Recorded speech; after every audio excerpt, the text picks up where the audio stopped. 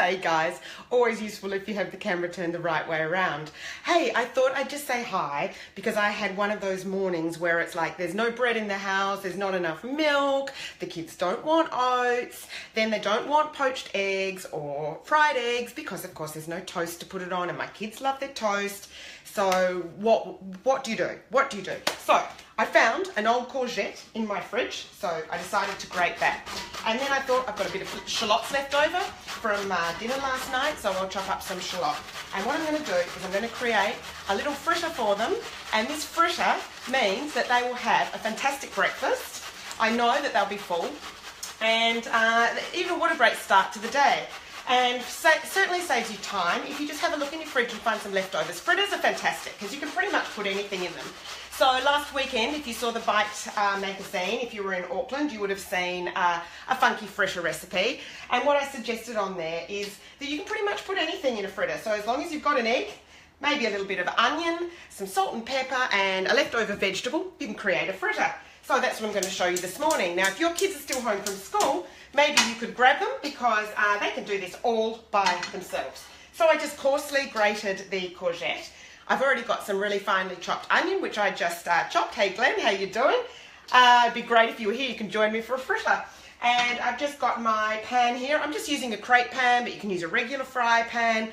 Non-stick's easier in the morning. Hey, look, I love my regular cast iron pan, but sometimes in the morning it's like, oh, just give me a non-stick pan so that I don't have to worry about things. So you just get that nice and hot, and then of course I need a bowl, so I'm just going to grab a bowl. Bit silly not to be ready with that. Okay, so I'm going to crack my egg into there. Meantime, I'm just going to saute off a little bit of the shallot into here. This is really a 5-minute recipe, okay? So I'm showing you from scratch to show you how easy it is. I am just going to saute this off. You can put it in raw, but it's kind of nice if it's got a little bit of a saute to it. I can't really face garlic myself in the morning, so I'm not going to use garlic. Glenn, this pan is awesome. I actually bought it from the new Le Creuset shop in town the other day. It's amazing.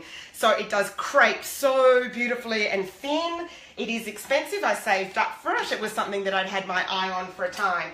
And it really is absolutely fantastic. Crepes, pikelets, pancakes, fritters, cannot go wrong, and at the end you just completely wipe it clean. This is not sponsored by Le Creuset, but one day maybe it will be. Okay, so I am sauteing off my onion there. So just give that a few minutes to just soften it a little bit, and I'm just going to literally throw my lovely coarsely grated courgette in with my egg. Really, really simple, guys. I'm going to season it with a little bit of salt. Okay, I've just got my sea salt sitting up here always, and maybe a touch of pepper. You know, it's sort of up to you and your kids how you go with that. I'm not going to worry about that, literally, because I just don't have any pepper handy, and I want to keep going for you guys. I'm just going to give it a little bit of a whisk, a stir, use a fork, it doesn't matter. Whisk that up. Now, just to bind it all together, you need some sort of flour. If you're a gluten-free person, that's cool. You could use a corn flour, or you could use a buckwheat flour. That's absolutely fine as well. But I'm just going to put in a little bit of regular flour because we're all good in our house for flour, so I don't have to worry about that. And what you just want it to hold it together so that it's not too runny, okay? So you just want to hold it together, but at the end of the day, it's all about that vegetable in there, and we're going to pop that onion in too. And if you're used to making pikelets or pancakes, that's the kind of mixture that you want. You want it nice and thick. And if you're a kid, how easy is this? You can do it with carrot, you can do it with courgette, you could throw in some cherry tomatoes, you could use corn. Maybe mum or dad have got some corn around because corn is beautiful at the moment, you could throw that in. If you've got a herb garden out the back, go and grab some fresh herbs, and you've got some lovely green. You might have some leftover spinach or watercress, and you could chop that up finely and pop that in there as well. So pretty much the great thing about this is, what an awesome breakfast, and how easy is it to make?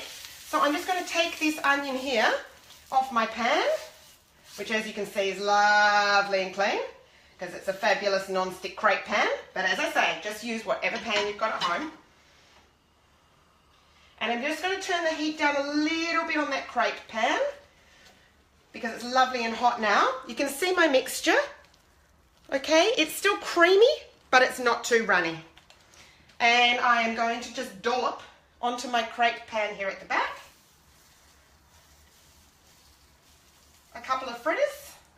Now, if you've got bacon in the house and you enjoy bacon, throw your bacon in as well. Pretty much, you can add in whatever lovely flavours you have. I'm just going to put 3 on there. So this was 1 egg, 1 courgette, and about, 1 very, very small shallot. That's made me 3 really good sized fritters. So if you double that recipe, you've got 6 really good sized fritters. And if you don't eat them all for breakfast, then they're fantastic. Once they've cooled down, pop them into the fridge or even into the freezer between baking paper, and they're a fantastic after-school snack. They can go into a school lunchbox. Once they're defrosted, they're delicious. You can have butter on top of them. Maybe you make your own butter. Sometimes I mix miso into my butter if I've got miso paste, or some minced garlic into my butter, or even some lemon juice. Squeeze some lemon on the top, maybe chop up some fresh watercress, or even with just some simple herbs, a touch of lemon, maybe even a dollop of sour cream or mascarpone, because why not? Okay, they're smelling really, really good. Obviously we need them to cook through, but I'm just going to show you in the pan. Here, they're looking fabulous. They're moving around nicely, which means the bottoms are getting lovely and cooked. Now we just need to allow them to cook through, okay?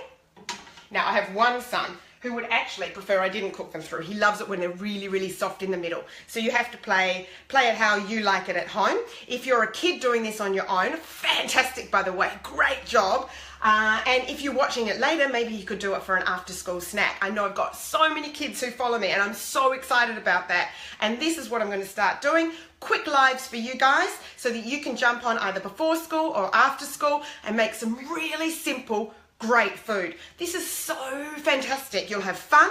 You're going to learn so much along the way. And when you leave home one day, which you perhaps can't imagine now, but one day when you leave home, you're going to have so many cool recipes in your pocket, ready to go out there. And in the meantime, don't forget, if it's mum or dad's birthday, or if it's Mother's Day or Father's Day, maybe you can cook for them.